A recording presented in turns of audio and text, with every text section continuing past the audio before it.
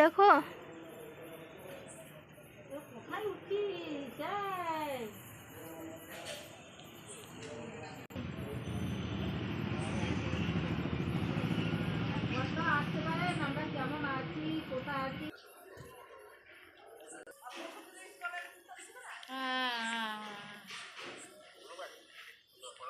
পূর্ণ ঘরে কে গরু আমাদের দুয়ারের সামনে এসে ও ভাই চিপতে চিপতে মারামারি করে। চাষবাস নাই আর এখন তো ওখানে আগে তো তার কারখানা হয়ে গেছে, এমন কিছুই নাই। এখন মানুষের কাজ এখন ঘুরে বেড়া দেওয়া হয়েছে ঢুকলে কিছুই আমরা